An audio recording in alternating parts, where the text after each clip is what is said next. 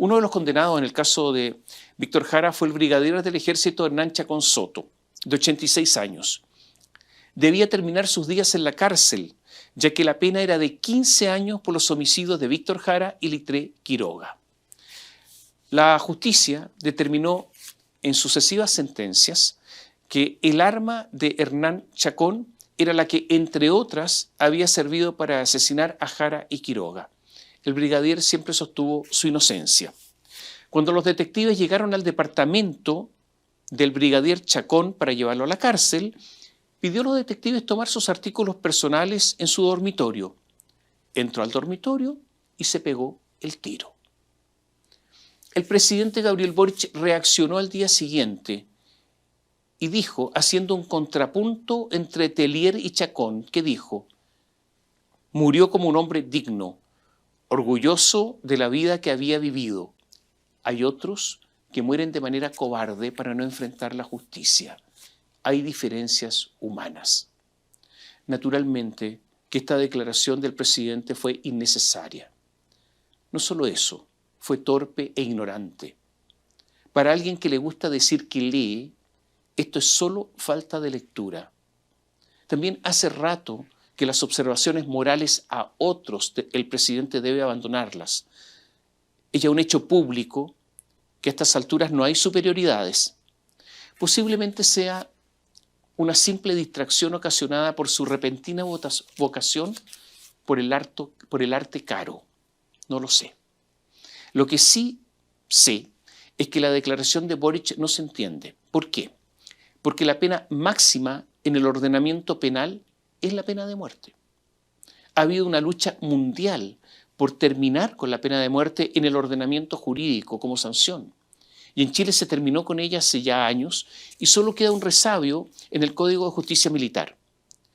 Entiendo que el presidente Boric es contrario a la pena de muerte porque sería una pena máxima más grave que la de la cárcel. Entonces no se entiende su reflexión de que en este caso la muerte sería algo menos gravoso que la cárcel. Yo sé que es difícil en estos temas razonar con el presidente, pero su declaración desde el punto de vista de la pena no llega a ningún destino. No sabemos por qué alguien opta por ocasionar su propia muerte. Se lo repito, no sabemos por qué alguien opta por ocasionar su propia muerte. Puede ser un problema mental. Justamente por esta posibilidad, el presidente, que de estos asuntos sabe, debiera poner más atención a sus palabras. La Iglesia Católica condena el suicidio. Otros dicen que si alguien no eligió nacer, sí puede elegir morir y que esto es un derecho. El artículo 68 del proyecto constitucional que Gabriel Boric entusiastamente apoyó y que se rechazó, en algo avanzado sobre esto al señalar que hay derecho a la muerte digna. Salvador Allende hizo de su último día el momento cúlmine de su existencia. No fue solo su actitud, su discurso, sino también su suicidio. Porque Allende era una persona que amaba la vida y temía a la muerte. Por eso su suicidio es justamente un acto de valentía. Es verdad que el comunismo considera el suicidio como una cobardía. Por eso Fidel Castro sostuvo la tesis de que Allende había sido baleado en la lucha. Pero la afinidad con el Partido Comunista de Boric no puede llegar a estos niveles.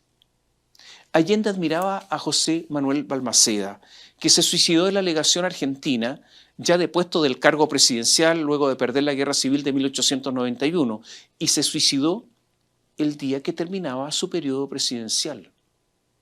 Más de alguno dice que el general Pinochet le faltó valentía al no suicidarse cuando fue detenido en Londres y se sometió a vejaciones indignas de quien ejerció el poder de vida o muerte sobre otros. Y esos mismos dicen haber descubierto el verdadero talante de Pinochet en ese momento, más allá de sus gestos, órdenes con voz casi gutural y sus capas intimidatorias. O sea, el talante lo descubrieron cuando decidió no suicidarse. Todos sabemos que el golpe militar fue organizado por una serie de generales de ejército, por almirantes, por altos oficiales de la Fuerza Aérea y de carabineros. pero entre todos ellos no estaba Pinochet. El general Pinochet se subió con muchas dudas a última hora a la conjura. 3 días antes, emisarios navales llegaron a la casa de Pinochet para que firmara un documento y se comprometiera en el golpe. Pinochet se dio una y otra vuelta, no quería, dudó, buscó cualquier excusa. Después, Cazurro quiso solo colocar un timbre de esos que se usaban en la época. No le aguantaron y finalmente, como les decía, entre muchas dudas, firmó. Pinochet en ese instante, 3 días antes, se había subido al golpe de Estado organizado por otros. El 11 de septiembre, el general Pinochet no apareció en el puesto de mando, el comando de telecomunicaciones en Peñalolén. O sea, apareció, pero bien tarde. Primero, temprano, oteó, olfateó cómo iba la cosa, si es que las Fuerzas Armadas se plegaban o no. A su esposa e hijos los mandó al regimiento de alta montaña de los Andes. Ahí estarían doblemente protegidos, porque el coronel que mandaba el regimiento, Gustavo Cantuarias, de 45 años, se decía que podía tener inclinaciones hacia la izquierda. Y por lo tanto, si el asunto estaba mal, estaba protegido. Y además el regimiento estaba cerca de la frontera con Argentina, o sea, se podía escapar con cierta facilidad. Pero el golpe resultó. Y Pinochet ordenó tomar detenido al coronel Cantuarias. Lo llevaron a la escuela militar. Lo encerraron en una oficina. Le pusieron una pistola sobre su escritorio. Y ahí se suicidó. ¿Fue cobarde el coronel Cantuarias? En la antigua Grecia se decía que el suicidio era un error, pero había excepciones. Entre ellas, por ejemplo, la ocurrencia de alguna desgracia insoportable. En Roma solo se prohibía el suicidio a esclavos y soldados.